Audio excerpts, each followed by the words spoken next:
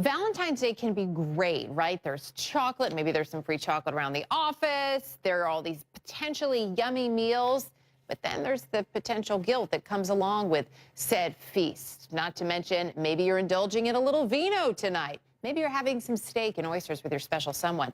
Here's the thing. I often joke that I should have been a lawyer because I can justify almost anything. Well, in this case, I want to help you justify that amazing Valentine's Day meal and all the treats, because it turns out it's not that hard to do. There are actually a lot of health benefits here. So just to hit that point home, I recently got together with nutrition expert Frances Largeman-Roth for a look at how you can enjoy Valentine's Day guilt-free. We love any excuse to indulge maybe a little bit, but there are a lot of heart-healthy things we can have on Valentine's Day, including champagne. Absolutely. There's no better way to start, right? Woo! A lot of people think that red wine is the only kind of booze that is good for them. Thank you.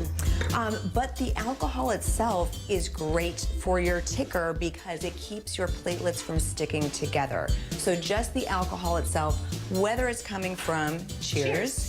Champagne or red wine or whiskey, it's all good for your heart. So you want to drink in moderation, so that is 1 drink a day for women and 2 for men. Red wine is particularly rich in resveratrol, and so are red wine grapes. And so you can actually get the benefit from just eating grapes as well. But of course, you're getting it more concentrated when you have a glass of red wine.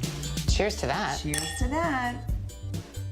I feel like you can't talk about Valentine's Day or any sort of romantic meal without somebody saying, don't forget your oysters. Are they really an aphrodisiac?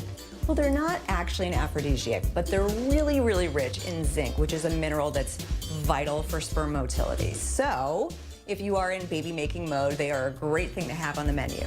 And a lot of times people really like to celebrate and go out for something fancy, like a steak dinner. Yes. Is that a good idea? I say yes, but you have to really think about portion size. So this is a filet mignon. This is about a 5-ounce portion, that's appropriate. Anywhere from 3 to 5 ounces of beef at one time is good. But sometimes when you go to a steak restaurant, they're giving you like 8 to 10 ounces, if not more. It'd be really tempting, especially if you're at a steakhouse, to indulge in the mashed potatoes and the creamed spinach and all of the things that add up to probably not the best choices. Not only might they have added butter, but also a lot of sodium. And this is a romantic night, right? Valentine's Day, you don't want to end up a bloated pincushion by the end of the night. What makes these good options for us? Okay, so the Brussels sprouts and the cauliflower, these are in the cruciferous family, and cruciferous vegetables are really great. They have really great anti-cancer properties. They're also quite low in calories unless they're loaded up with butter and oil. Broccoli rabe, another great cancer fighter here. So really good stuff. And then potatoes, a lot of people are afraid to eat potatoes, but if they have the skin on, like these new potatoes or this baked potato here, they are actually a fantastic source of potassium, which is so good for our hearts. And they're also really high in fibers. This I have never seen before. Nor have I. But I kind of love it. Yeah. A heart-shaped pizza. This is something great that you could do at home, too. Totally. Yes, your kids would love it. Yeah, so shape the dough. It's also about what we put on it, obviously. So absolutely. The red peppers look lovely, but I'm guessing they also have some good health benefits, too. They do. They actually are very rich in vitamin C.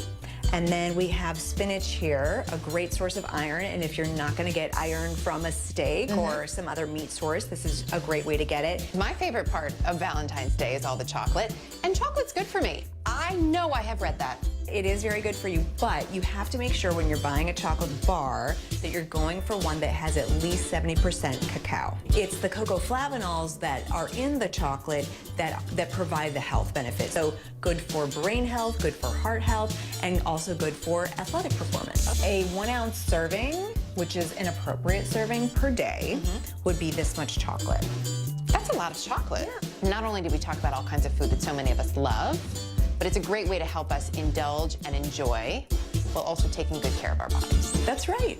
And it is a holiday after all. It is, and I'll drink to that. Yeah. Happy Valentine's Day. Cheers. Special thanks to Frances for all of the great information.